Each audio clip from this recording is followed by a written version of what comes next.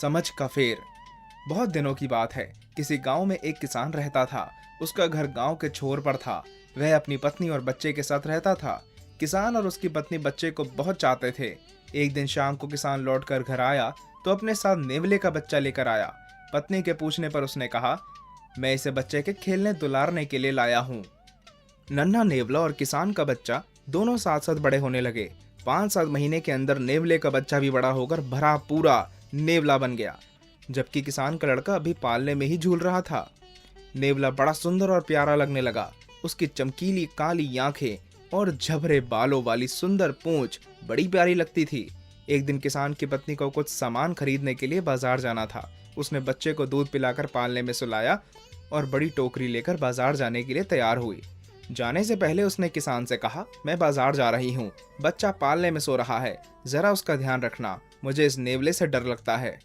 किसान ने कहा, इसमें डरने की क्या बात है, अपना नेवला बहुत ही प्यारा और नेक है, जैसे हमारा बच्चा। किसान की पत्नी बाजार चली गई। किसान को घर में कोई काम नहीं था, बच्चा भी सो रहा था। उसे छोड़कर वह बाहर घूमने निकल गया। रास्ते में उसे 2-4 दोस्त मिल गए। दोस्तों के साथ बातें करने में वह ऐसा मग्न हुआ कि उसे घर लौटने की याद ही नहीं रही। उधर किसान की पत्नी टोकरी भर सामान खरीदकर घर पहुंची। आते ही उसने देखा कि नेवला दरवाजे के बाहर ऐसा बैठा है जैसे उसका इंतजार कर रहा है। किसान की पत्नी को देखते ही वह दौड़कर उसके पास आया। नेवले को देखते ही किसान की पत्नी चिल्ला पड़ी, दैया रे खून! नेवले के मुंह और पंजों पर लाल खून चमक रहा था। हाय, मेरे बच्चे को मार डाला, तूने ये क्या किया? किसान की पत्नी जोर से रोने लगी। फिर बिना सोचे समझे ही उसने सामान से भरी टोकरी नेवले के सर पर दे मारी और धड़धड़ाती हुई बच्चे के पालने की ओर दौड़ी। बच्चा पालने में लेटा गहरी नींद में सो रहा था, मगर उसके पालने के ठीक नीचे खून से लथपथ एक जहरीला काला सांप मरा पड़ा था। मरे सांप को देखते ही किसान की पत्नी तुरंत समझ गई कि नेवले के मुंह में खून क्यों लगा था। वह नेवले को पुकारती हुई बाहर भागी। उसके मुंह से निकला, हाय राम, ये मैंने क्या कर डाला? उस नेवले ने तो सांप को मारकर मेरे बच्चे की जान बचाई है। नेवला मर चुका था। किसान की पत्नी को अपनी करनी पर बड़ा दुख हुआ। वह दहाड़ मारकर रोने लगी, पर अब क्या होता, यह उसकी समझ का फेर था। रंगा सियार। एक बार एक सियार भोजन की तलाश में भटक रहा था। आज का दिन उसके लिए बहुत बुरा साबित हुआ था, क्योंकि उसे खाने को कुछ भी नहीं मिला था। थका मांदा और भूखा प्यासा वह देर तक घूमता रहा और अंत में शहर की गलियों में जा पहुंचा। उसे पता था कि सियार के लिए शहर में घूमना खतरे से खाली नहीं है, लेकिन वह इतना भूखा था कि उसने खतरे की परवाह नहीं की। अब तो जैसे भी हो, मुझे कुछ खाना मिलना ही चाहिए, उसने मन में सोचा। लेकिन कहीं यहाँ पर कुत्ते और आदमी मुझ पर हमला न कर दें। तभी उसे खतरे का बिगुल सुनाई दिया। कुत्ते भौंक रहे थे। वह समझ गया कि अब वे उसका पीछा करेंगे। वह डर गया और उसने भागना शुरू किया, लेकिन कुत्तों ने उसे देख लिया था और वे उसका पीछा करने लगे। कुत्तों से पीछा छुड़ाने के लिए सियार खूब तेज भागा, लेकिन वे काफी नजदीक आ गए थे। प्राण बचाने के लिए वह एक घर में घुस गया। वह घर एक रंगरेज का था। आंगन में नीले रंग से भरा एक नांद रखा था। सियार ने उसी में छलांग लगा दी। जब कुत्ते सियार को ना पा सके तो निराश होकर लौट गए। सियार नांद में कुछ देर छिपा रहा। जब उसे विश्वास हो गया कि कुत्ते चले गए हैं, तब वह नांद से बाहर निकल आया। अपने आप को नीले रंग में रंगा देखकर उसे बड़ा आश्चर्य हुआ। उसकी समझ में नहीं आया कि अब क्या करे। वह आदमी और कुत्तों की नजर से बचकर जल्दी से जल्दी जंगल में पहुंच जाना चाहता था, सो वह जल्दी ही जंगल की ओर लौट गया। उसे देखकर सब जानवर मारे डर के भाग गए। नीले रंग का कोई पशु उन्होंने पहले कभी नहीं देखा था। सियार ने देखा कि वे सब उससे डरे हुए हैं। बस उसने तुरंत ही इस बात से लाभ उठाने की ठान ली। अरे, तुम सब भाग क्यों रहे हो? उसने चिल्लाकर कहा। आओ, वापस आ जाओ और मेरी बात सुनो। भागते हुए जानवर ठिठक कर खड़े हो गए, लेकिन दूर से ही उसे देखते रहे। वे नजदीक जाने में झिझक रहे थे। आओ, अरे भाई, सब पास आ जाओ, सियार ने फिर आवाज दी। अपने सब मित्रों को भी बुला लाओ, मुझे तुम सबसे कुछ बहुत ही जरूरी बातें करनी हैं। एक एक करके सब जानवर नीले सियार के नजदीक आ गए। शेर, हाथी, बंदर, खरगोश, हिरण और बहुत से जानवर आकर उसके चारों ओर खड़े हो गए। नीले सियार ने कहा, मुझसे डरने की आवश्यकता नहीं, तुम मेरे साथ सुरक्षित हो। ईश्वर ने मुझे तुम्हारा राजा बनाकर भेजा है, मैं तुम्हारी रक्षा करूंगा। पशुओं ने उसके कहे पर विश्वास कर लिया। सब ने उसे नमस्कार किया। उन्होंने कहा, हे राजन, हम सब आपको राजा मानते हैं। हम ईश्वर को धन्यवाद देते हैं कि उसने आपको हमारे पास भेजा है। अब मेहरबानी करके बताइए कि हम आपकी क्या सेवा कर सकते हैं। नीले सियार ने कहा, तुम्हें अपने राजा की देखभाल खूब अच्छी तरह से करनी चाहिए और हमारे खान पान का अच्छा प्रबंध करना चाहिए। जानवर बोले, राजन, ऐसा ही होगा। हम अपने राजा के सुख के लिए कुछ भी कर सकते हैं। इसके अलावा आपके लिए हम और क्या कर सकते हैं? तुम्हें सदा अपने राजा का वफादार रहना चाहिए, तभी राजा शत्रुओं से तुम्हारी रक्षा कर सकता है। चालाक सियार ने कहा। पशुओं को उसकी बात पर विश्वास हो गया। उस दिन से वे नीले सियार के लिए तरह तरह का बढ़िया भोजन लाने और उसकी खूब सेवा करने लगे। वह नीला सियार राजा की तरह रहने लगा। प्रतिदिन पशु उसका अभिवादन करते और अपनी समस्याएं उसके सामने रखते। राजा सब कुछ सुनता, उसका समाधान बताता।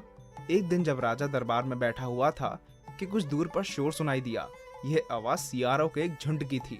बहुत दिनों से नीले सियार ने अपनी जाति के लोगों की आवाज नहीं सुनी थी। वह अकेलापन महसूस कर रहा था। आवाज को सुनकर वह बहुत प्रसन्न हुआ। उस समय वह यह भूल गया था कि वह राजा है। उसने सर उठाया और उसकी सियार की तरह हुआ हुआ करने लगा। उसकी आवाज सुनकर सब जानवर फौरन जान गए कि वह कौन है। वह तो एक छोटा सा सियार था। उसने उन सब को खूब धोखा दिया। सब जानवरों को बहुत गुस्सा आया और वे उसे मारने के लिए दौड़े, मगर तब तक सियार वहां से भाग चुका था। 3 धूर्त। एक ब्राह्मण को एक दिन दान में एक बकरी मिली। वह बकरी को कंधे पर रखकर घर की ओर चल पड़ा। रास्ते में 3 धूर्तों ने उस ब्राह्मण को बकरी ले जाते देखा तो उनके मुंह में पानी भर आया। उन्हें भूख लग रही थी। अच्छी मोटी ताजी बकरी है, एक ने कहा। हाँ, दूसरा बोला, यह हम तीनों के भोजन के लिए काफी होगी, लेकिन हमें बकरी मिले कैसे? इतने में तीसरा बोल उठा, सुनो, मैंने एक तरीका सोचा है।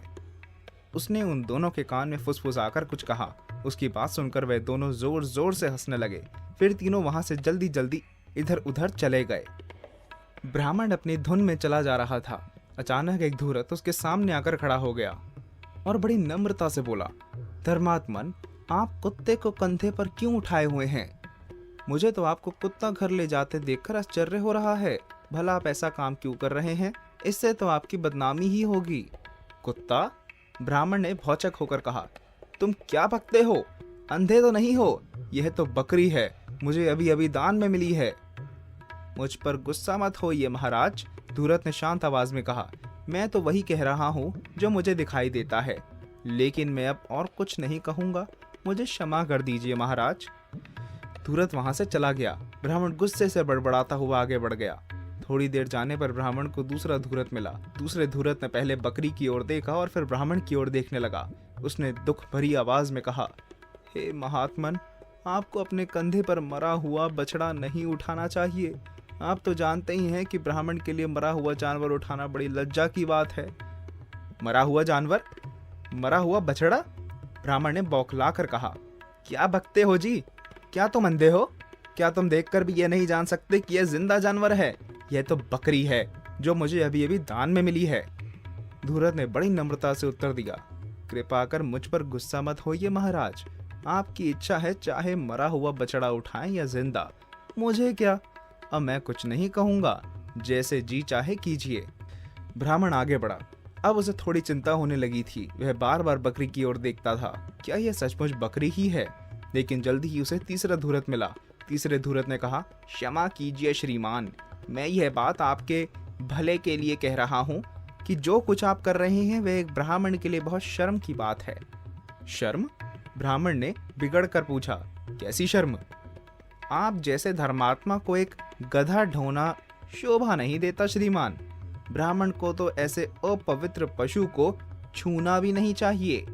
यह बात तो आपको स्वयं ही पता होनी चाहिए। इससे पहले कि कोई और देखे, आप इसे उतार कर नीचे रख दीजिए। ब्राह्मण बड़ा हैरान हुआ। वह इतना परेशान था कि उसे गुस्सा भी नहीं आया। यह तीसरा व्यक्ति था जो यही बात कर रहा था। प्रत्येक को वह बकरी कुछ और ही दिखाई दी थी। पहले कुत्ता, फिर मरा हुआ बछड़ा और अब एक गधा। तो क्या यह बकरी कोई प्रेत पिशाचनी है जो जरा जरा देर बाद ही अपना रूप बदल लेती है? शायद इन लोगों का कहना ठीक ही हो। ब्राह्मण ने भयभीत होकर बकरी को नीचे फेंक दिया और जितनी तेजी से भाग सकता था घर की ओर भागा। धूर्तों की योजना सफल हो गई। तीसरे धूर्त ने जल्दी से बकरी को उठाया और अपने मित्रों के पास पहुंचा। वे सब अपनी योजना की सफलता पर बहुत खुश थे। फिर उन्होंने एक शानदार दावत उड़ाई। बुद्धिमान हंस। एक घने जंगल में एक बहुत ऊंचा पेड़ था। उसकी शाखाएं छतरी की तरह फैली हुई थी और बहुत घनी थी। हंसों का एक झुंड उस पेड़ पर निवास करता था। वे सब यहाँ सुरक्षित थे और बड़े आराम से रहते थे। उनमें से एक बूढ़ा हंस बहुत बुद्धिमान था। उसने पेड़ के तने के पास एक बेल को उगते हुए देखा। उसके बारे में उसने दूसरे हंसों से बातचीत की। बूढ़े हंस ने उनसे पूछा, क्या तुमने पेड़ पर चढ़ती हुई इस लता को देखा है? तुम्हें इसे जल्दी से जल्दी नष्ट कर देना चाहिए। हंसों ने आश्चर्य से पूछा, पर अभी क्यों? ये तो इतनी छोटी सी है, हमें यह क्या हानि पहुंचा सकती है? मेरे मित्रों, बूढ़े हंस ने कहा, छोटी सी लता देखते ही देखते बड़ी हो जाएगी। यह हमारे पेड़ पर चढ़कर उससे लिपटती जाएगी और फिर कुछ समय बाद मोटी और मजबूत हो जाएगी। तो क्या हुआ? हंसों ने पूछा, एक लता हमें क्या हानि पहुंचा सकती है? बुद्धिमान हंस ने उत्तर दिया, तुम लोग समझ नहीं रहे हो। कोई भी इस बेल के सहारे पेड़ पर चढ़ सकता है। कोई बहेलिया हमें चढ़कर मार सकता है। हंसों ने कहा, ऐसी भी जल्दी क्या है? अभी तो यह बेल बहुत छोटी है। इतनी छोटी सी चीज क्या हानि पहुंचा सकती है? फिर कभी देखेंगे। लता छोटी है तभी उसे नष्ट कर देना चाहिए। बुद्धिमान हंस ने सलाह दी, अभी यह कोमल है इसलिए आसानी से काटी जा सकती है। बाद में यह सख्त और मोटी हो जाएगी, तब तुम इसे काट नहीं सकोगे और फिर किसी दिन यह हमारे अनिष्ट का कारण बन जाएगी। अच्छा देखेंगे, सब हंसों ने उसे टालते हुए कहा। उस समय उन्होंने लता नहीं काटी। कुछ दिनों में वह सब बूढ़े हंस की बात भूल गए। लता बढ़ती गई, वह पेड़ के सहारे ऊपर चढ़ती गई और उसके चारों तरफ लिपट गई। ज्यों-ज्यों समय गुजरता गया बेल दृढ़ होती गई। अंत में वह एक मोटी लकड़ी जैसी मजबूत हो गई। एक दिन सुबह जब हंसों का झुंड भोजन की खोज में बाहर गया हुआ था, उस समय एक बहेलिया पेड़ के पास आया। अच्छा, तो यही वह पेड़ है जहाँ बहुत सारे हंस रहते हैं। बहेलिया ने मन ही मन सोचा, जब वे शाम को घर लौटेंगे तो वह मेरे जाल में फंस जाएंगे। बहेलिया बेल का सहारा लेकर पेड़ पर चढ़ गया। उसने बिल्कुल ऊपर पहुंचकर अपना जाल फैला दिया और जल्दी से नीचे उतरकर घर चला गया। सांझ पड़े सब हंस घर लौटे। उन्होंने शिकारी के जाल को नहीं देखा। जो ही वे अपने घोंसले में जाने लगे, जाल में फंस गए। उन्होंने जाल से निकलने के लिए बहुत हाथ पैर मारे मगर असफल रहे। वे सब चिल्लाने लगे, हमें बचाओ, हमें बचाओ, हम शिकार के जाल में फंस गए हैं। ओह, अब हम क्या करें? बूढ़े हंस ने कहा, अब इतना क्यों घबरा रहे हो? मैंने तुम्हें बहुत पहले ही बेल को काट देने के लिए कहा था, मगर तुम लोगों ने मेरी एक ना सुनी। अब देखो उसका क्या फल हुआ। कल सुबह बहेलिया आएगा, इस बेल के सहारे पेड़ पर चढ़ेगा और हम सबको मौत के घाट उतार देगा। सब हंस रोने लगे। हमने बड़ी मूर्खता की। हमें अफसोस है कि हमने तुम्हारी बात उस समय नहीं मानी। हमें क्षमा कर दो। कृपा करके अब यह बताओ कि हम सब अपनी जान कैसे बचाएं। बूढ़ा हंस बोला, अच्छा तो ध्यान से सुनो कि हमें क्या करना चाहिए। बताओ, कृपा कर जल्दी बताओ कि हम क्या करें। बूढ़े हंस ने कहा, जब सुबह बहेलिया आए तो तुम सब मेरे जैसे चुपचाप पड़े रहना। बहेलिया मरे हुए पक्षियों को हानि नहीं पहुंचाएगा। वह उन्हें घर ले जाने के लिए जाल से निकालकर एक एक करके जमीन पे फेंक देगा। जब वह आखिरी पक्षी को भी निकाल कर फेंक दे तो सब जल्दी से उड़ जाना। सुबह बहेलिया आया और पेड़ पर चढ़ गया। उसने जाल में फंसे हंसों को देखा। उसे सभी पक्षी मरे हुए लगे। उसने एक एक पक्षी को जाल से निकाला और जमीन पर फेंकता गया। जब तक उसने आखिरी पक्षी जमीन पर ना फेंक दिया, सब दम साधे पड़े रहे। बहेलिया समझा कि वे सब मरे हुए हैं। ठीक है, ये क्या? एकाएक सब जिंदा हो गए। सबके सब पंख फड़फड़ाकर उठे और उड़ गए। चोर का बलिदान। एक बार की बात है, 3 नवयुवक एक शहर में रहते थे। तीनों बड़े गहरे मित्र थे। उनमें से एक राजकुमार था, राजा का सबसे छोटा बेटा। दूसरा राजा के मंत्री का पुत्र था और तीसरा था एक धनी व्यापारी का लड़का। ये तीनों मित्र सदा साथ साथ रहते थे। उन्हें पढ़ने लिखने या कोई काम करने में जरा भी दिलचस्पी नहीं थी। उनका सारा समय मौज उड़ाने में बीतता था। एक दिन राजा ने अपने पुत्र को बुलाया और कहा, तुम अपना सारा समय व्यर्थ ही बर्बाद करते हो। अपने तौर तरीके सुधार लो तो अच्छा है। मंत्री ने भी अपने पुत्र को बुलाया और कहा, तुम जैसे अपना समय नष्ट करते हो मुझे जरा भी पसंद नहीं। अपने तौर तरीके ठीक करो। व्यापारी ने भी अपने पुत्र को बुलाया और कहा, अपने आप को सुधारो। यदि अब तुम मेरे कहने पर ना चले तो मैं तुम्हें घर से निकाल दूंगा।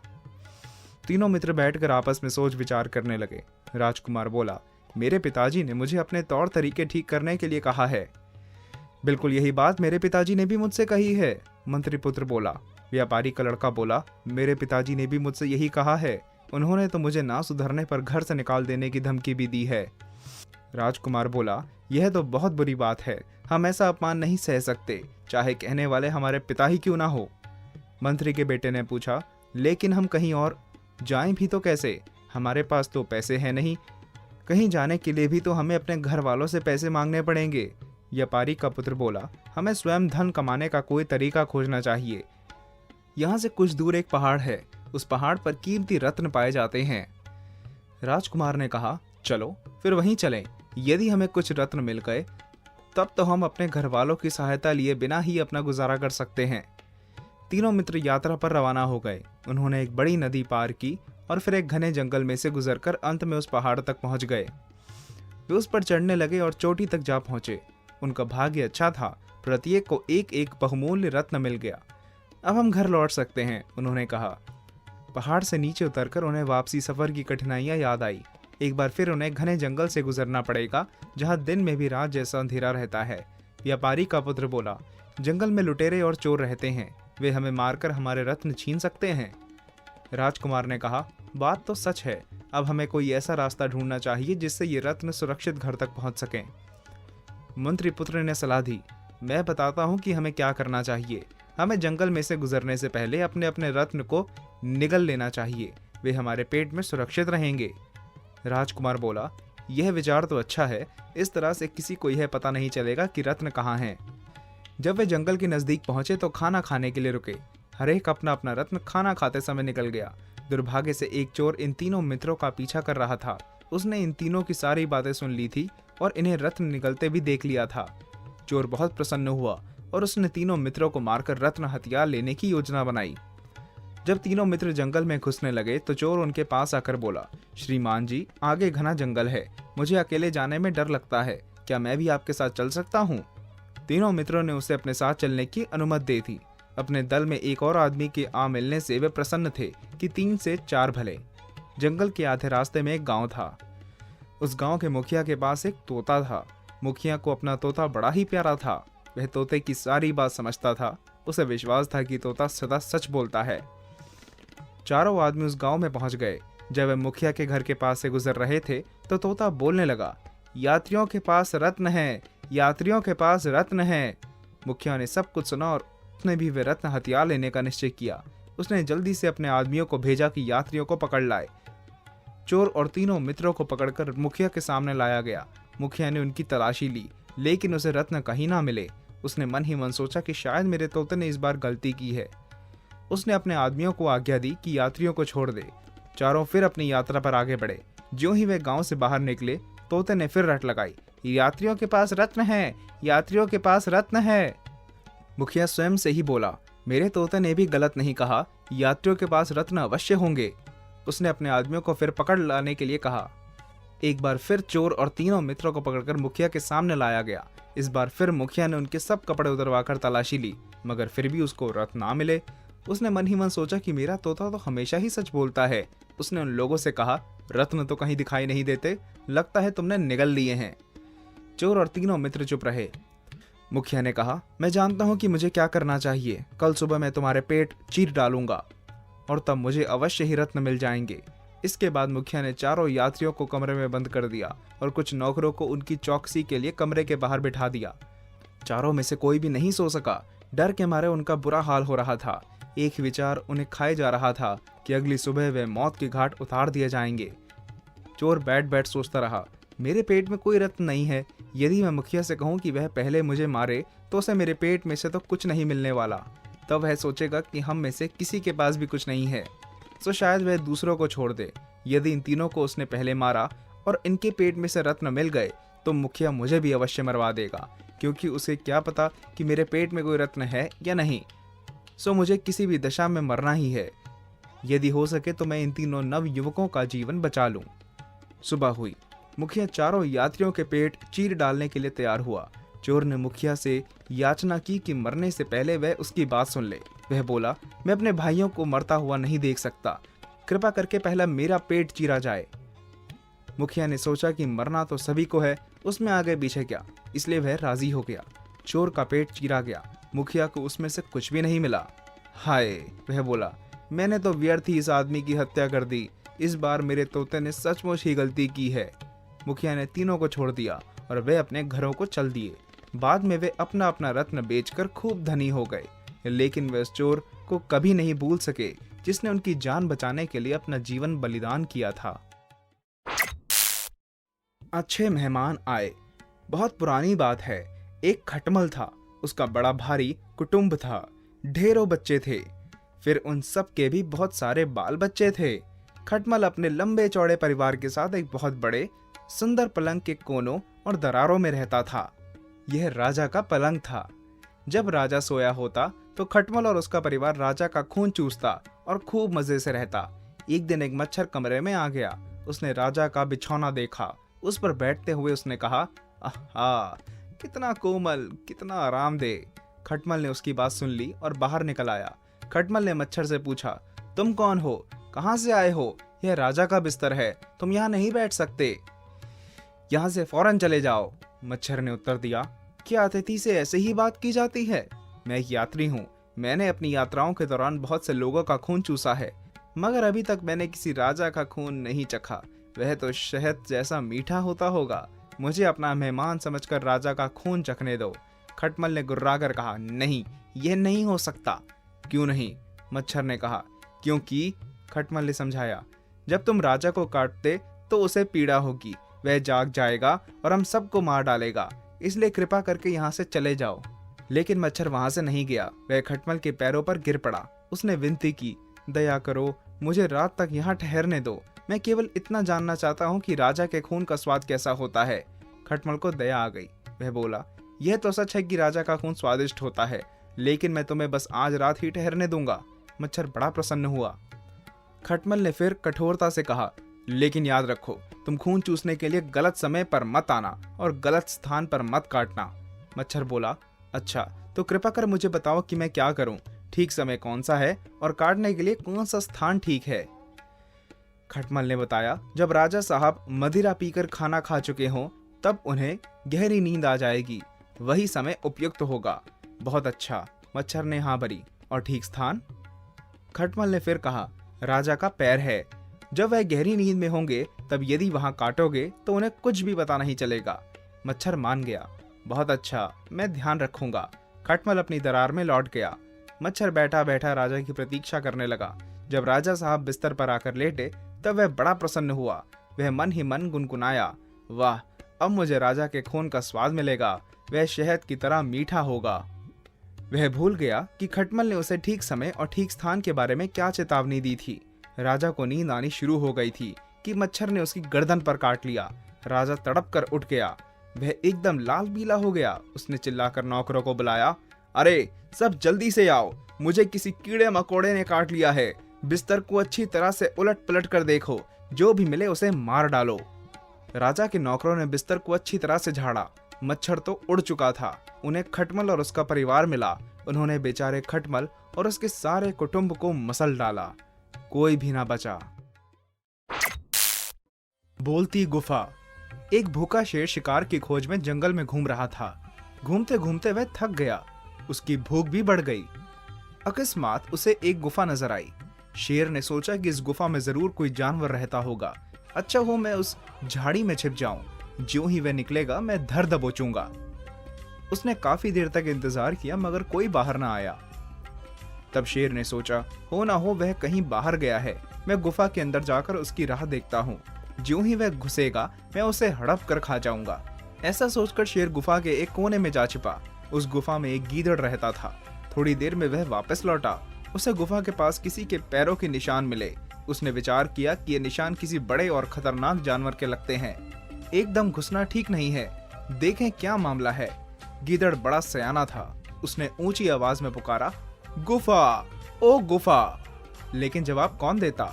सब चुप। गीदड़ ने फिर आवाज लगाई, अरे मेरी गुफा, तू जवाब क्यों नहीं देती? क्या मर गई है? आज तुझे क्या हो गया? मेरे लौटने पर तो तू हमेशा मेरा स्वागत करती है, आज क्या हो गया? अगर तूने जवाब नहीं दिया तो मैं किसी दूसरी गुफा में चला जाऊंगा। शेर ने गीदड़ की सारी बातें सुनी। उसने सोचा, यह गुफा तो गीदड़ का स्वागत करती है, क्योंकि मैं यहाँ हूँ इसलिए शायद डर गई है। गीदड़ को नहीं बुलाया तो वह चला जाएगा। सो शेर अपनी भारी आवाज में बोल उठा, आओ आओ मेरे दोस्त, तुम्हारा स्वागत है। शेर की आवाज सुनते ही चालाक गीदड़ वहां से 9-2-11 हो गया। नन्हे मुन्ने चूहे चूहिया और भारी भरकम हाथी। बहुत दिन पहले एक झील के किनारे एक बहुत बड़ा नगर था। नगर जितना बड़ा था उतना ही सुंदर भी था। वहाँ अनेक मंदिर और शानदार इमारतें थी। नगर में रहने वाले अमीर और सुखी थे। जमाना बीता और एक दिन वह नगर उजड़ गया। लोग नगर छोड़कर चले गए और अपने साथ गाय बैल, हाथी घोड़े सब कुछ ले गए। मगर उस नगर में जो चूहे रहते थे वे कहीं नहीं गए। नगर के पुराने मंदिरों और इमारतों में चूहे ही रहने लगे। झील के किनारे का वह उजाड़ नगर चूहों का नगर बन गया। कुछ ही समय में वहां इतने चूहे हो गए जितने पहले कभी नहीं थे। चूहों के परिवार में परदादा परदादी, दादा दादी, माँ बाप, पति पत्नी, चाचा चाची, भाई बहन के अलावा अनगिनत छोटे छोटे बच्चे थे। वे सब मिलजुल कर सुख से रहते थे। उनके नगर में हमेशा कोई न कोई मेला त्योहार होता ही रहता था। कभी वसंत का मेला होता, कभी शादी ब्याह का उत्सव और कभी नाच गाने की धूमधाम। इसके अलावा जन्मदिन और कई दूसरे समारोह तो होते ही रहते थे। चूहों के नगर से दूर एक जंगल में हाथियों का एक झुंड रहता था। झुंड का राजा बड़े बड़े दांतों वाला एक भारी भरकम हाथी था। वह बहुत ही भला और दयावान था और अपने झुंड की भली भांति देखभाल करता था। सभी हाथी उसे प्यार करते थे और उसके लिए सब कुछ करने को तैयार रहते थे। उस जंगल में वे सुख से रहते थे, लेकिन एक समय ऐसा आया कि उन्हें भी मुसीबत का सामना करना पड़ा।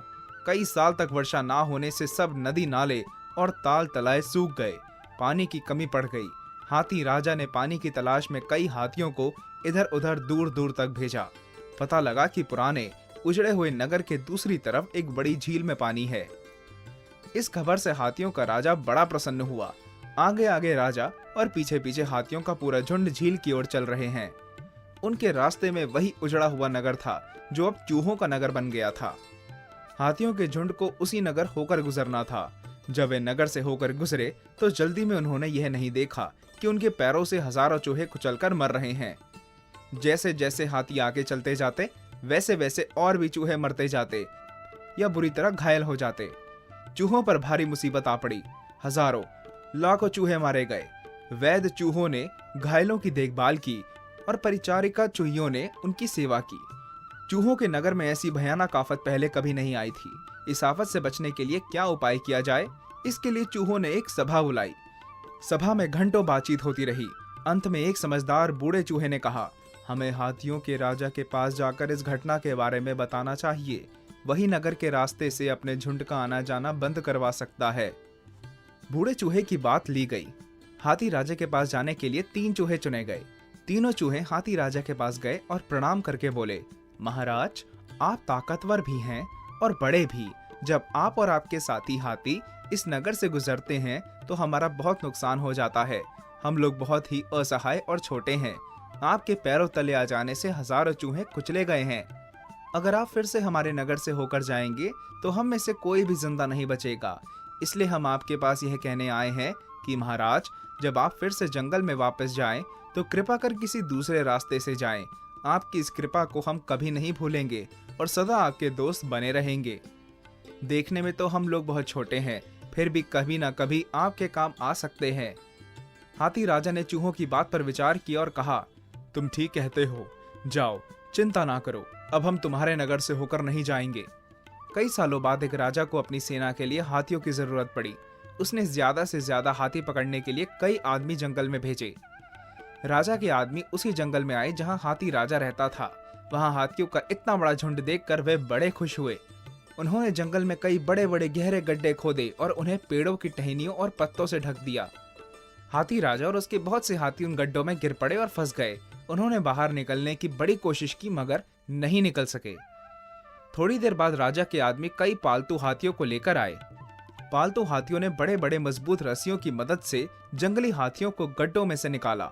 फिर राजा के आदमियों ने उन्हें रस्सियों से मजबूती से बांध दिया। उसके बाद वे सारा हाल राजा को बताने राजमहल वापस चले गए। वे अपने संग पालतू हाथियों को भी ले गए। पेड़ों से बंधे जंगली परेशान और घबराए हुए थे। अपने झुंड के इतने सारे हाथियों को फंसा देखकर उनका राजा दुखी हुआ। इस मुसीबत से छुटकारा कैसे हो, उसने सोचा, बहुत सोचा, पर कोई उपाय नहीं सूझा। तभी उसे उजड़े हुए नगर के चूहों की याद आ गई। उन चूहों ने एक बार कहा था कि कभी हम भी तुम्हारे काम आ सकते हैं। झुंड के कुछ हाथी गड्ढों में फंसने से बच गए थे। उनके हाथी राजा की रानी भी थी।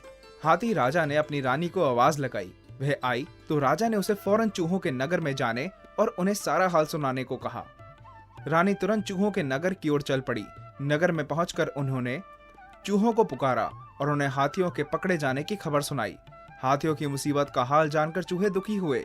उन्होंने विश्वास दिलाया, अपने दोस्तों की सहायता के लिए हमसे जो भी बन पड़ेगा हम तुरंत करेंगे। और हजारों चूहे पंक्तियां बंधे हुए हाथियों की ओर चल पड़े। जंगल में पहुंचते ही हर हाथी की रस्सी पर सैकड़ों चूहे एक साथ टूट पड़े। उन्होंने अपने पैने दांतों से थोड़ी ही देर में उनके बंधन काट डाले। सारे हाथी आजाद हो गए। इस सफलता से हाथी और चूहे दोनों ही खुश थे। हाथी राजा और रानी ने चूहों का धन्यवाद दिया। चूहे खुश थे कि वे अपने दोस्तों के काम आए। इसके बाद एक बड़ी दावत हुई। दावत में सारे चूहे और हाथी एक साथ खाने बैठे।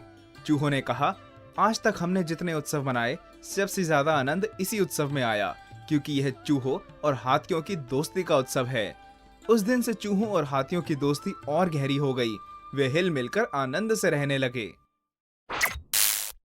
ऊंट का नृत्य। एक बार शेर ने उत्सव की घोषणा की। सभी जानवर आए। कुछ जानवर झुंड में तथा कुछ जोड़ों में आए थे। आनंद का वातावरण बन गया। उत्सव आरंभ हुआ। गायन हुआ, नृत्य चला। फिर बंदर को नाचने के लिए कहा गया। बंदर आनंद मग्न था। उसने मनमोहक नृत्य प्रस्तुत किया। जानवरों ने जमकर उसकी प्रशंसा की। शेर ने उसकी पीठ थपथपाई। बंदर प्रसिद्ध हो गया। किंतु एक ऊंट ईर्ष्या से जल भुन गया। ऊंट ने यह प्रमाणित करने के लिए वह बंदर से अच्छा नर्तक है, वह भी नाचने लगा। उसे अपने शरीर पर नियंत्रण न था। उसने पिछले पांव को इधर फेंका तथा अगले को उधर। उसकी खुर से कितने ही जानवर घायल हो गए। अति तो तब हो गई जब उसके पांव से शेर की नाक पर चोट लग गई। गुस्से से जानवरों ने उस पर आक्रमण कर दिया और ऊंट को मार डाला। रात्रि भोज में ऊंट का मांस परोसा गया। ऊंट को ईर्ष्यावश नृत्य करने की सजा मिली। बिल्ली के गले में घंटी। अनाज के एक भंडार के ढेर में सारे चूहे भय में जीते थे। उस क्षेत्र में एक बड़ी और मोटी बिल्ली रहती थी। जब जब वह भंडार में आती थी और कुछ चूहों को पकड़कर खा जाती थी, वे उस बिल्ली से डरे हुए थे, जो चुपके से आती और बिना आवाज किए आसानी से चूहे पकड़ लेती थी। चूहों ने एक सभा बुलाई और बिल्ली को सबसे बड़ा दुश्मन बताया। वे किसी भी रूप में बिल्ली से छुटकारा पाने चाहते थे, किंतु उन्हें मार्ग दिखाई ना पड़ा। अंत में एक युवा और स्वस्थ चूहा एक बोर पर चढ़ा और बोला, हमें एक घंटी और एक रस्सी चाहिए जिसे बिल्ली के गले में बांध दिया जाए। जब जब बिल्ली आएगी, घंटी की आवाज हमें उसके आने की सूचना देगी। यह एक शानदार विचार था। चूहों ने तालियां बजाई, मगर एक बूढ़ा चूहा जोर से बोला, यह ठीक है कि बिल्ली के गले में घंटी कौन बांधेगा? सभी चुप हो गए। बिल्ली के गले में घंटी बांधने के लिए कोई तैयार नहीं हुआ। सभा समाप्त हो गई। अन्याय और बदला। एक बार एक चील एक करहे के पीछे पड़ी थी। करहा भ्रमर के पास भागा। भ्रमर ने चील से विनती की कि वह खरगोश को ना पकड़े। चील नहीं मानी। वह शिकार पर झपटी उसे लेकर उड़ गई। भ्रमर उसकी रक्षा ना कर सका। भ्रमर को गुस्सा आ गया। वह उड़ता हुआ चील के घोंसले में गया और उसके सभी अंडों को एक एक करके गिरा दिया। अंडे फूट गए। अगले वर्ष भी ऐसा ही हुआ। ऐसा कई वर्षों तक होता रहा। चील ने देवता से प्रार्थना की कि वह उसके अंडों को अपनी गोद में रखे ताकि वे सुरक्षित रह सके। देवता ने बात मान ली, किंतु भ्रमर वहां भी पहुंच गया। देवता के कानों के पास भन भनाने लगा। उसे भगाने के लिए देवता उठे, तभी अंडे गिर और फूट गए। देवता को कारण का पता था, किंतु चील की अंडों की सुरक्षा भी आवश्यक थी। तब से उन्होंने व्यवस्था बनाई कि जिस मौसम में चील के अंडे घोंसले में होंगे, भ्रमर सोया रहेगा। वह आज भी सोया रहता है। परीक्षा की शुरुआत। हरिश्चंद्र के जाने के उपरांत विश्वामित्र ने मन ही मन सोचा, देखूं तो कैसा दाता है हरिश्चंद्र, इसकी परीक्षा लेनी चाहिए। ऐसा सोचकर विश्वामित्र ने अपनी दाढ़ी का एक बाल तोड़कर धरती पर पटका तो एक भयानक सुअर गर्जना करता हुआ वहां प्रकट हो गया।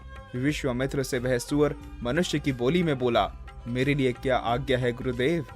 विश्वामित्र ने हाथ उठाकर उसे आदेश दिया, जाओ राजा हरिश्चंद्र की राजधानी अयोध्या में जाओ और उसका सारा उपवन उजाड़ दो। जब राजा तुम्हें मार डालना चाहे तो उससे अपने प्राणों की भीख मांगना। जो आज्ञा गुरुदेव, सुअर बोलो और पलटकर तेज गति से अयोध्या की ओर चल पड़ा। भला आदमी। एक धनी पुरुष ने एक मंदिर बनवाया। मंदिर में भगवान की पूजा करने के लिए पुजारी रखा। मंदिर के खर्च के लिए बहुत सी भूमि, खेत और बगीचे मंदिर के नाम लगाए। उन्होंने ऐसा प्रबंध किया था कि जो मंदिर में भूखे, दिन दुखी या साधु संत आए, वे वहां 2-4 दिन ठहर सकें और उनको भोजन के लिए भगवान का प्रसाद मंदिर से मिल जाया करे। अब उन्हें एक ऐसे मनुष्य की आवश्यकता हुई जो मंदिर की संपत्ति का प्रबंध करे और मंदिर के सब कामों को ठीक ठाक से चलाता रहे। बहुत से लोग उस धनी पुरुष के पास आए।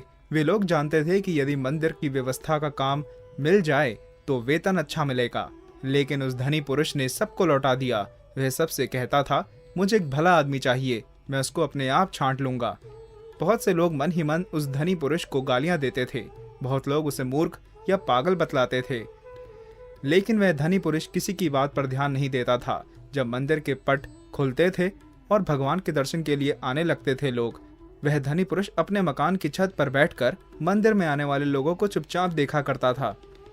एक दिन एक मनुष्य मंदिर में दर्शन करने आया। उसके कपड़े मैले और फटे हुए थे। वह बहुत पढ़ा लिखा भी नहीं जान पड़ रहा था। जब वह भगवान का दर्शन करने जाने लगा तब धनी पुरुष ने उसे अपने पास बुलाया और कहा कि आप इस मंदिर की व्यवस्था संभालने का काम स्वीकार करेंगे। यह मनुष्य बड़े आश्चर्य में पड़ गया। उसने कहा, मैं तो बहुत पढ़ा लिखा नहीं हूँ, मैं इतने बड़े मंदिर का प्रबंध कैसे कर सकूंगा। धनी पुरुष ने कहा, मुझे बहुत विद्वान नहीं चाहिए, मैं तो एक भले आदमी का प्रबंधक बनना चाहता हूँ। उस मनुष्य ने कहा, आपने इतने मनुष्य में मुझे ही क्यों भला आदमी माना। धनी पुरुष बोला, मैं जानता हूँ कि आप भले आदमी हैं। मंदिर के रास्ते में एक ईंट का टुकड़ा गड़ा रह गया था और उसका एक कोना ऊपर निकला था। मैं उधर बहुत दिनों से देखता था कि उस ईंट के टुकड़े की नोक से लोगों को ठोकर लगती थी। लोग गिरते थे, लुढ़कते थे और उठकर चल देते थे। आपको उस टुकड़े से ठोकर लगी नहीं, किंतु आपने उसे देखकर ही उखाड़ देने का यत्न किया। मैं देख रहा था कि आप मेरे मजदूर से फावड़ा मांगकर ले गए और उस टुकड़ों को खोदकर आपने वहां की भूमि भी बराबर कर दी। उस मनुष्य ने कहा, यह तो कोई बात नहीं है। रास्ते में पड़े कांटे, कंकड़ और ठोकर लगने योग्य पत्थर, ईंटों को हटा देना तो प्रत्येक मनुष्य का कर्तव्य है। धनी पुरुष ने कहा, अपने कर्तव्य को जानने और पालन करने वाले लोग ही भले आदमी होते हैं। वह मनुष्य मंदिर का प्रबंधक बन गया। उसने मंदिर का बड़ा सुंदर प्रबंध किया। दया का फल। बादशाह सुबुक्तगीन पहले बहुत गरीब था। वह एक साधारण सैनिक था। एक दिन वह बंदूक लेकर घोड़े पर बैठकर जंगल में शिकार खेलने गया था। उस दिन उसे बहुत दौड़ना और हैरान होना पड़ा। बहुत दूर जाने पर उसे एक हिरणी अपने छोटे बच्चे के साथ दिखाई पड़ी। सुबुक्तगीन ने उसके पीछे घोड़ा दौड़ा दिया। हिरनी डर के मारे भागकर एक झील में छिप गई, लेकिन उसका छोटा बच्चा पीछे छूट गया। सुबुक्तगीन ने हिरनी के बच्चे को पकड़ लिया और उसके पैर बांधकर घोड़े पर उसे लाद दिया। बहुत ढूंढने पर भी जब उसे हिरनी नहीं मिली तो उस बच्चे को लेकर वह लौट पड़ा। हिरनी ने देखा कि उसके बच्चे को शिकारी बांध कर लिए जा रहा है। वह अपने बच्चे के मुंह से झाड़ी से निकल आई और सुबुक्तगीन के घोड़े के पीछे पीछे दौड़ने लगी। दूर जाकर सुबुक्तगीन ने पीछे देखा। अपने पीछे हिरनी को दौड़ते देख उसे आश्चर्य हुआ और दया आ गई। उसने उसके बच्चे के पैर खोलकर घोड़े से उतार दिया। हिरनी प्रसन्न होकर अपने बच्चे को लेकर भाग गई। उस दिन घर लौटकर जब रात में सुबुक्तगीन सोया तो उसने एक स्वप्न देखा। उससे कोई देवदूत कह रहा था, सुबुक्तगीन, तूने आज एक गरीब हिरनी पर दया की है। उससे प्रसन्न होकर परमात्मा ने तेरा नाम बादशाहों की सूची में लिख लिया है। तू एक दिन बादशाह बनेगा। सुबुक्तगीन का स्वप्न सच्चा था। वह आगे चलकर बादशाह हुआ। एक हिरनी पर दया करने का उसे यह फल मिला। जो जीवों पर दया करता है उस पर भगवान अवश्य प्रसन्न होते हैं।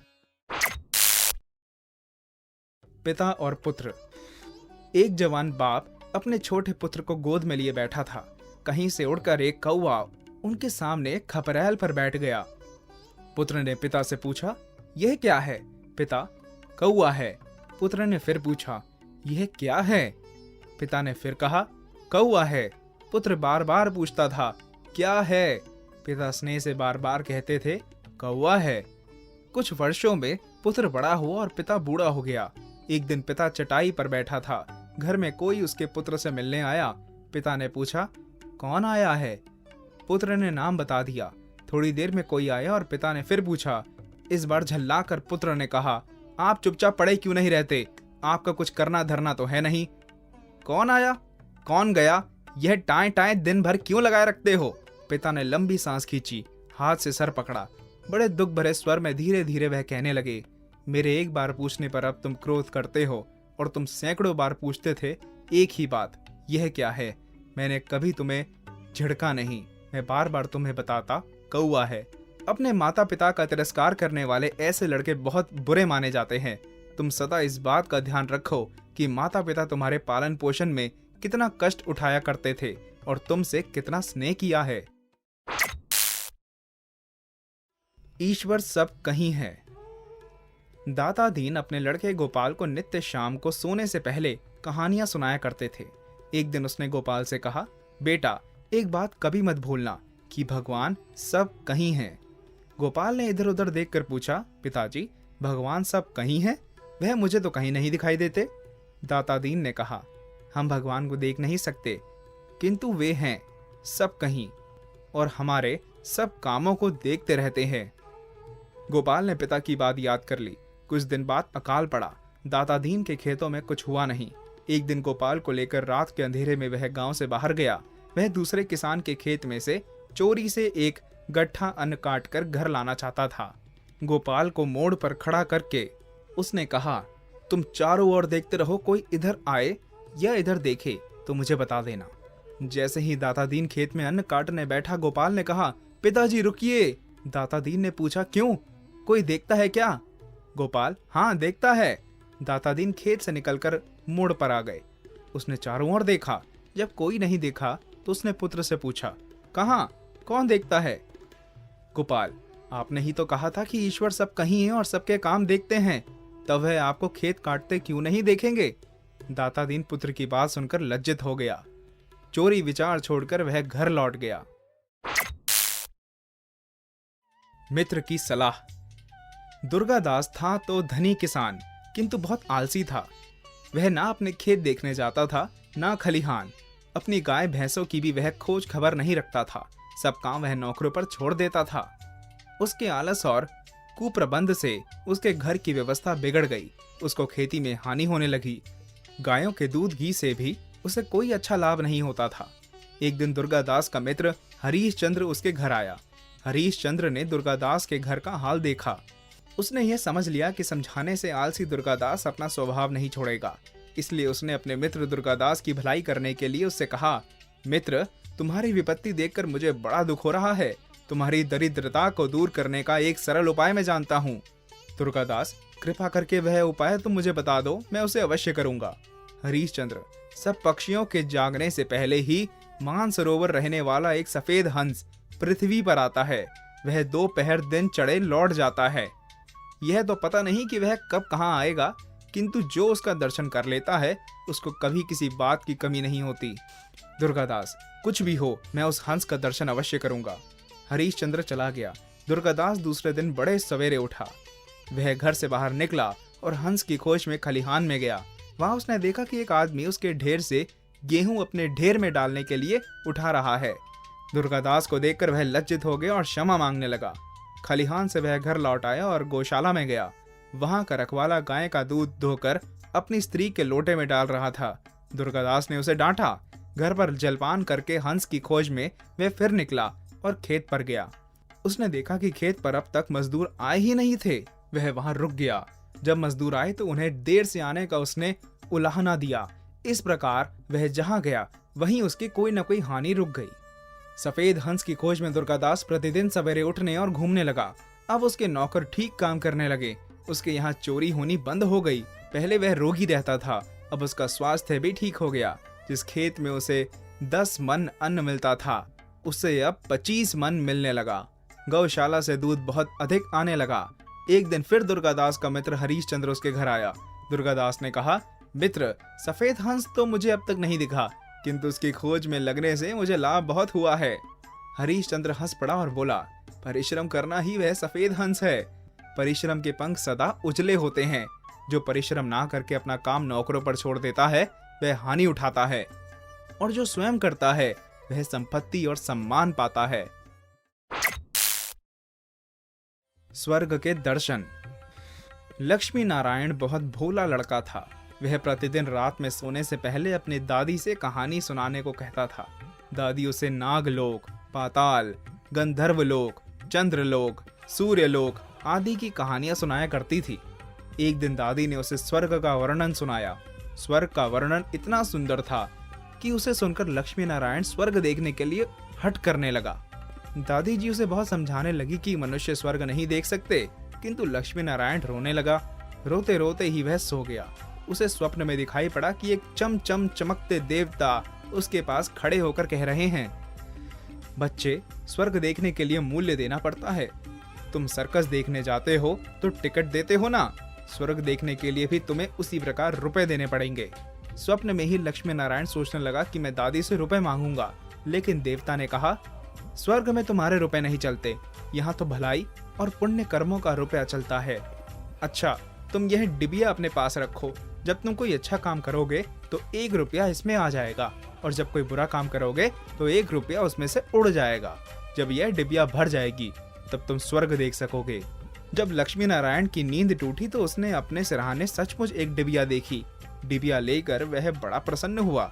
उस दिन उसकी दादी ने उसे 1 पैसा दिया। पैसा मांगने लगा। लक्ष्मी नारायण भिखारी को बिना पैसे दिए भाग जाना चाहता था। इतने में उसने अपने अध्यापक को सामने से आते देखा। उसके अध्यापक उदार लड़कों की बहुत प्रशंसा किया करते थे। उन्हें देखकर लक्ष्मी नारायण ने भिखारी को पैसे दे दिए। अध्यापक ने उसकी पीठ ठोंकी और प्रशंसा की। घर लौटकर लक्ष्मी नारायण ने वह डिबिया खोली, किंतु वह खाली पड़ी थी। इस बात से लक्ष्मी नारायण को बहुत दुख हुआ।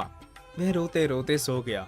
सपने में उसे वही देवता फिर दिखाई पड़े और बोले, तुमने अध्यापक से प्रशंसा पाने के लिए पैसा दिया था, सो प्रशंसा मिल गई। अब रोते क्यों हो? किसी लाभ की आश से जो अच्छा काम किया जाता है वह तो व्यापार है, वह पुण्य थोड़ी है। दूसरे दिन लक्ष्मी नारायण को उसकी दादी ने उसे 2 आने पैसे दिए। पैसे लेकर उसने बाजार जाकर 2 संतरे खरीदे। उसका साथी मोतीलाल बीमार था। बाजार से लौटते समय वह अपने मित्र को देखने उसके घर चला गया। मोतीलाल को देखने उसके घर वैद्य आए थे। वैद्य जी ने दवा देकर मोतीलाल की माता से कहा, इसे आज संतरे का रस देना। मोतीलाल की माता बहुत गरीब थी। वह रोने लगी और बोली, मैं मजदूरी करके पेट भरती हूँ। इस समय बेटे की बीमारी की वजह से कई दिन में काम नहीं कर सकी। मेरे पास संतरे खरीदने के लिए 1 भी पैसे नहीं हैं। लक्ष्मी नारायण ने दोनों संतरे मोतीलाल की मां को दिए। वह लक्ष्मी नारायण को आशीर्वाद देने लगी। घर आकर जब लक्ष्मी नारायण ने अपनी डिबिया खोली तो उसमें 2 रुपए चमक रहे थे। एक दिन लक्ष्मी नारायण खेल में लगा था।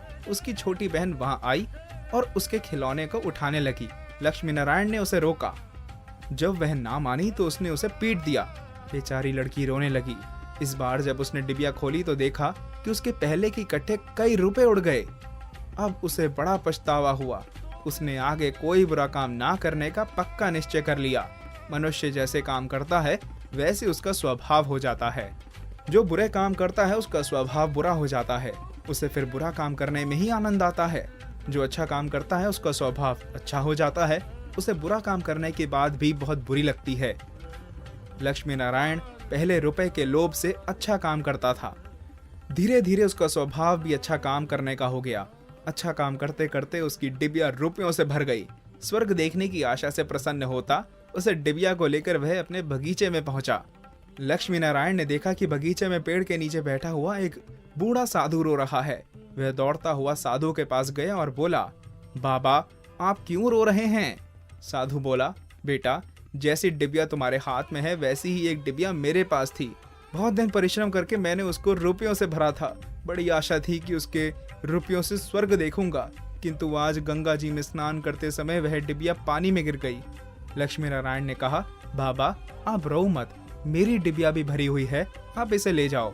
साधु बोला, तुमने इसे बड़े परिश्रम से भरा है, तुम्हें इसे देने से दुख होगा।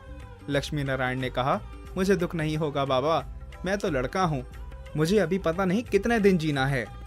मैं तो ऐसी कई डिब्बियां रुपए इकट्ठे कर सकता हूँ। आप बूढ़े हो गए हैं, आप अब दूसरी डिब्बिया पता नहीं कब भर पाएंगे, इसलिए आप मेरी डिब्बिया ले लीजिए।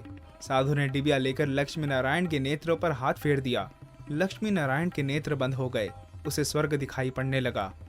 ऐसा सुंदर स्वर्ग की दादी ने जो स्वर्ग का वर्णन किया था, वह वर्णन तो स्वर्ग के एक कोने का भी ठीक वर्णन नहीं था। जब लक्ष्मी नारायण ने नेत्र खोले तो साधु के बदले स्वप्न में दिखाई पड़ने वाला वही देवता उसके सामने प्रत्यक्ष खड़ा था। देवता ने कहा, बेटा, जो लोग अच्छे काम करते हैं, स्वर्ग उनका घर बन जाता है। तुम इसी प्रकार जीवन में भलाई करते रहोगे तो अंत में स्वर्ग में पहुंच जाओगे। देवता इतना कहकर वहीं अदृश्य हो गए। मक्खी का लोभ। एक व्यापारी अपने ग्राहक को शहद दे रहा था। अचानक व्यापारी के हाथ से छूटकर शहद का बर्तन गिर पड़ा। बहुत सा शहद भूमि पर ढुलक गया। जितना शहद व्यापारी उठा सकता था उतना उसने ऊपर ऊपर से उठा लिया, लेकिन कुछ शहद भूमि में गिरा रह गया। बहुत सी मक्खियां शहद की मिठास के लोभ से आकर उस शहद पर बैठ गई। मीठा मीठा शहद उन्हें बहुत अच्छा लगा। जल्दी जल्दी वे उसे चाटने लगी। जब तक उनका पेट भर नहीं गया, वे शहद चाटने में लगी रही। जब मक्खियों का पेट भर गया, उन्होंने उड़ना चाहा, लेकिन उनके पंख शहद से चिपक गए थे। उड़ने के लिए वे जितना चटपटाती, उतना ही उनके पंख चिपकते जाते। उनके सारे शरीर में शहद लगता जाता था। बहुत सी मक्खियां शहद में लोटपोट होकर मर गई। बहुत सी पंख चिपकने से चटपटा रही थी, लेकिन दूसरी नई नई मक्खियां शहद के लोभ से वहां आती जाती थी। मरी और छटपटी मक्खियों को देखकर वे शहद खाने का लोभ छोड़ नहीं पाती थी। मक्खियों की दुर्गति और मूर्खता देखकर व्यापारी बोला, जो लोग जीभ के स्वाद के लोभ में पड़ जाते हैं, वे इन मक्खियों के समान ही मूर्ख होते हैं। स्वाद का थोड़ी देर का सुख उठाने के लोभ से वे अपना स्वास्थ्य नष्ट कर देते हैं, रोगी बनकर छटपटाते हैं और शीघ्र मृत्यु के ग्रास बनते हैं। वैद्य जी भगाए गए। देवी सहाय का लड़का भगवती प्रसाद बीमार हो गया था। वह गर्मी की दोपहरी में घर से चुपचाप आम चुनने भाग गया और वहां उसे लू लग गई।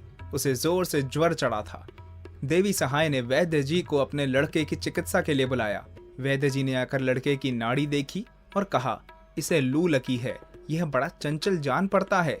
दोपहरी में घर से बाहर जाने का क्या काम था? यह बहुत बुरी बात है। जो लड़के अपने बड़ों की बात नहीं मानते, वे ऐसे ही दुख भोगते हैं। वैद्य जी उपदेश देते थे और लड़के को डांटते जाते थे। देवी सहाय को यह बात अच्छी नहीं लगी। उन्होंने कहा, वैद्य जी, मैंने आपको बुलाकर भूल की। आप अपनी फीस लीजिए और जाइए। मैं अपने लड़के की चिकित्सा किसी अन्य वैद्य से करा लूंगा। आप तो बीमार लड़के को डांटकर और दुखी कर रहे हैं। वैद्य जी बेचारे लज्जित होकर चले गए। जो दुख में पड़ा है उसे उस समय उसकी भूलें बताकर और उपदेश देकर अधिक दुखी नहीं करना चाहिए। उस समय तो उससे सहानुभूति दिखाना और उसकी सेवा करना उचित है। दो टट्टू। एक व्यापारी के पास दो टट्टू थे। वह उन पर सामान लादकर पहाड़ों पर बसे गांव में ले जाकर बेचा करता था। एक बार उनमें से एक टट्टू कुछ बीमार हो गया। व्यापारी को पता नहीं था कि उसका एक टट्टू बीमार है। उसे गांव में बेचने के लिए नमक, गुड़, दाल, चावल आदि ले जाना था। उसने दोनों टट्टुओं पर बराबर बराबर सामान लाद दिया और चल पड़ा। ऊंचे नीचे पहाड़ी रास्ते पर चलने में बीमार टट्टू को बहुत कष्ट होने लगा। उसने दूसरे से कहा, आज मेरी तबीयत ठीक नहीं है, मैं अपनी पीठ पर रखा एक बोरा गिरा देता हूँ, तुम यहीं खड़े रहो। हमारा स्वामी वह बोरा तुम्हारे ऊपर रख देगा। मेरा भार कुछ कम हो जाएगा तो मैं तुम्हारे साथ चल पाऊंगा। तुम आगे चले जाओगे तो गिरा बोरा फिर मेरी पीठ पर रख जाएगा। दूसरा टट्टू बोला, मैं तुम्हारा भार ढोने के लिए क्यों खड़ा रहूं? मेरी पीठ पर क्या कम भार लदा है?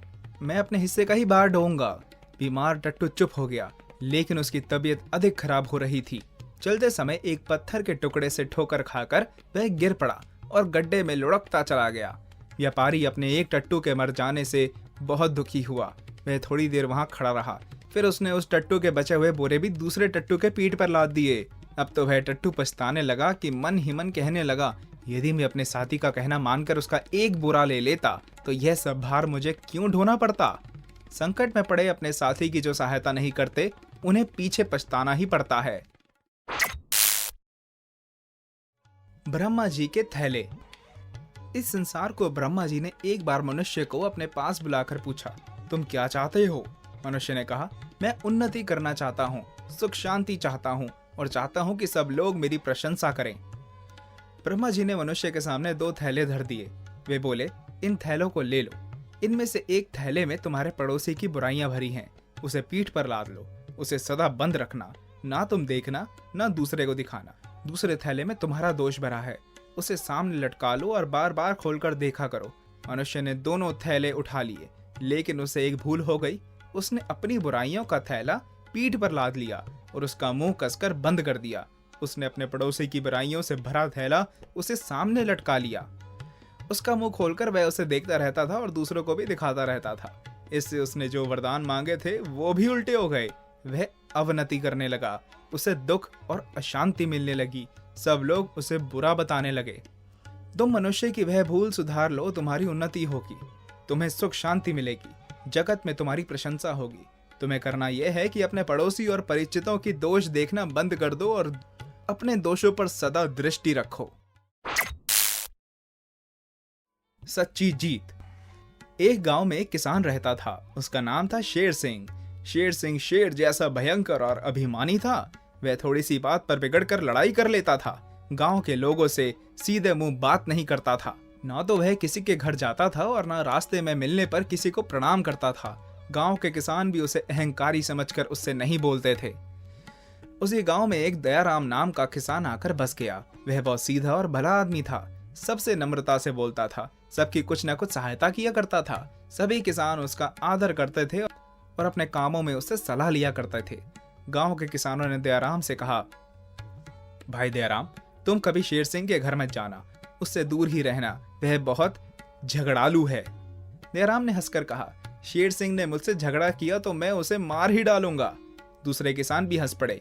वे जानते थे कि दयाराम दयालु है, वह किसी को मारना तो दूर, किसी को गाली तक नहीं दे सकता। लेकिन यह बात किसी ने शेर सिंह से कह दी। शेर सिंह क्रोध से लाल हो गया। वह उसी दिन से दयाराम से झगड़ने की चेष्टा करने लगा। उसने दयाराम के खेत में अपने बैल छोड़ दिए। बैल बहुत सा खेत चर गए, किंतु दयाराम ने उन्हें चुपचाप खेत से हाँक दिया। शेर सिंह ने दयाराम के खेत में जाने वाले पानी की नाली तोड़ दी। पानी बहने लगा। दयाराम ने आकर चुपचाप नाली बांध दी। इसी प्रकार शेर सिंह बार बार दयाराम की हानि करता रहा, किंतु दयाराम ने एक बार भी उसे झगड़ने का अवसर नहीं दिया। एक दिन दयाराम के यहाँ उनके संबंधी ने लखनऊ के मीठे खरबूजे बेचे। दयाराम ने सभी किसानों के घर एक एक खरबूजा भेज दिया, लेकिन शेर सिंह ने उसका खरबूजा यह कहकर लौटा दिया कि मैं भिखमंगा नहीं हूँ, मैं दूसरों का दान नहीं लेता। बरसात आई। शेर सिंह एक गाड़ी अनाज भरकर दूसरे गांव ला रहा था। रास्ते में एक नाले के कीचड़ में उसकी गाड़ी फंस गई। शेर सिंह के बैल दुबले थे, वे गाड़ी को कीचड़ में से निकाल नहीं सके। जब गांव में इस बात की खबर पहुंची तो सब बोले, शेर सिंह बड़ा दुष्ट है, उसे रात भर नाले में पड़े रहने दो। लेकिन दयाराम ने अपने बलवान बैल पकड़े और नाले की ओर चल पड़ा। लोगों ने उसे रोका और कहा, दयाराम, शेर सिंह तुम्हारी बहुत हानि करता है।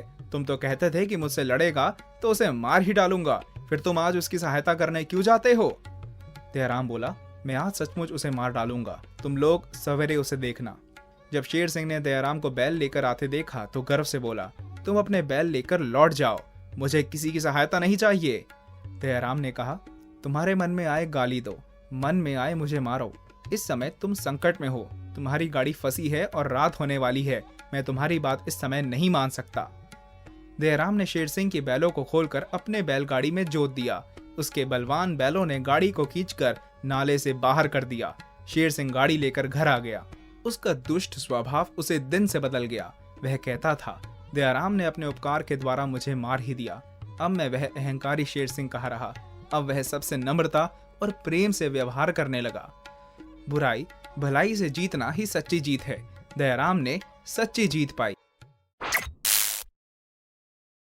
खरगोश और मेंढक।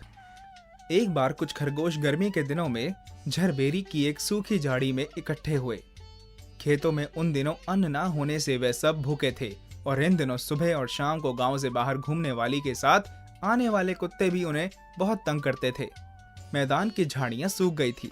कुत्तों के दौड़ने पर खरगोशों को छिपने का स्थान बहुत हैरान होने पर मिलता था। इन सब दुखों से वे सब बेचैन हो गए थे।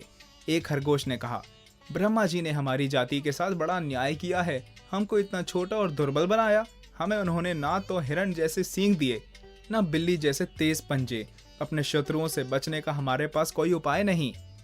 सबके सामने से हमें भागना पड़ता है। सब ओर से सारी विपत्ति हम लोगों के सर पर ही सृष्टिकर्ता ने डाल दी है। दूसरे खरगोश ने कहा, मैं तो अब इस दुख और आशंका से भरे जीवन से घबरा गया हूँ।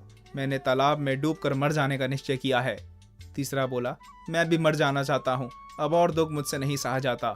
मैं अभी तालाब में कूदने जाता हूँ। हम सब तुम्हारे साथ चलते हैं। हम सब एक साथ रहे हैं तो एक साथ मरेंगे। सब खरगोश बोल उठे। सब एक साथ तालाब की ओर चल पड़े। तालाब के पानी से निकलकर बहुत से मेंढक किनारे पर बैठे थे।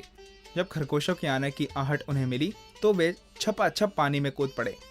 मेंढकों को डरकर पानी में कूदते देख खरगोश रुक गए। एक खरगोश बोला, भाइयों, प्राण देने की आवश्यकता नहीं है, आओ लौट चलें। जब ब्रह्मा की सृष्टि में हमसे भी छोटे और हमसे भी डरने वाले जीव रहते हैं और जीते हैं, तब हम जीवन से क्यों निराश हों? उसकी बात सुनकर खरगोशों ने आत्महत्या का विचार छोड़ दिया और लौट गए। जब तुम पर विपत्ति आए और तुम घबरा उठो तो यह देखो कि संसार में कितने अधिक लोग तुमसे भी अधिक दुखी, दरिद्र, रोगी और संकटग्रस्त हैं। तुम कितनी अच्छी दशा में हो, फिर तुम्हें क्यों घबराना चाहिए? बादशाह और माली। फारस देश का बादशाह नौशेरवां अपनी न्याय प्रियता के लिए बहुत प्रसिद्ध हो गया था। वह बहुत दानी भी था। एक दिन वह अपने मंत्रियों के साथ घूमने निकला। उसने देखा कि एक बगीचे में एक बहुत बूढ़ा माली अखरोट के पेड़ लगा रहा है। बादशाह उस बगीचे में गया। उसने माली से पूछा, तुम यहाँ नौकर हो या यह तुम्हारा ही बगीचा है? माली, मैं नौकरी नहीं करता, यह बगीचा मेरे ही बाप दादों का लगाया है। बादशाह, तुम ये अखरोट के पेड़ लगा रहे हो, क्या तुम समझते हो कि इनका फल खाने के लिए तुम जीवित रहोगे? अखरोट का पेड़ लगाने के 20 बरस बाद फलता है, यह बात प्रसिद्ध है। बूढ़े माली ने बादशाह की बात सुनकर कहा, मैं अब तक दूसरों के लगाए पेड़ों के बहुत फल खा चुका हूँ, इसलिए मुझे भी दूसरों के लिए पेड़ लगाने चाहिए। अपने फल खाने की आशा से ही पेड़ लगाना तो स्वार्थ पड़ता है। बादशाह माली के उत्तर से बहुत प्रसन्न हुआ। उसने उसे पुरस्कार में 2 अशर्फियां दी।